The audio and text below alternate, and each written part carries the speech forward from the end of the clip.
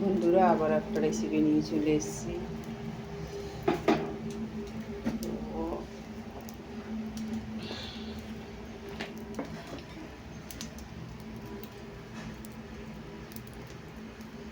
তেল দিয়ে দিলাম কড়াইয়ে।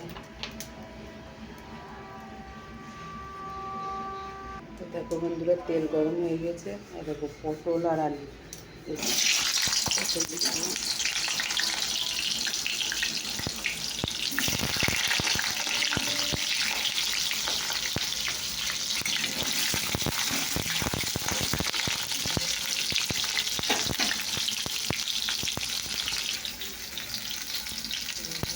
পটল এক ফোঁটা হলুদ দিই।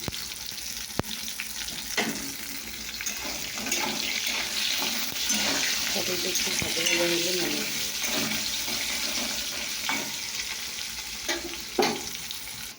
তো দেখো বন্ধুরা, পটলটা ভাজা হয়ে গেছে। আর তেল 5 ফোড়ন দিয়ে দিয়েছি, দেখতেই পাচ্ছ। তেল 5 ফোড়ন দিয়ে দিয়েছি, হয়ে গেছে তেল 5 ফোড়ন।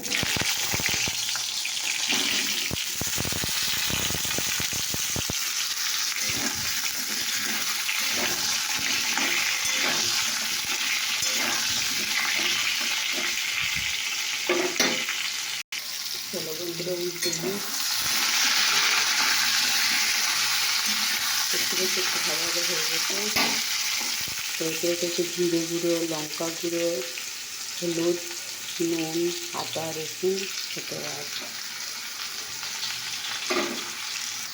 জল দিয়ে দিয়েছি।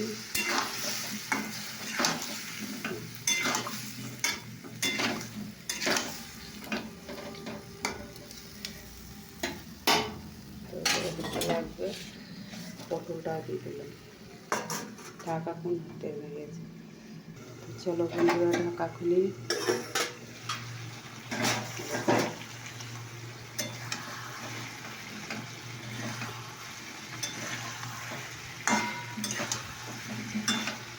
রান্না কষা হচ্ছিল, কষাতে হয়ে গেছে। এটা তো এবার আমি জল দিয়ে দিলাম।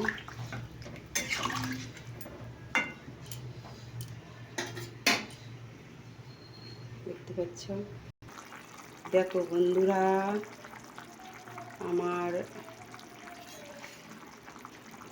দেখো রেসিপি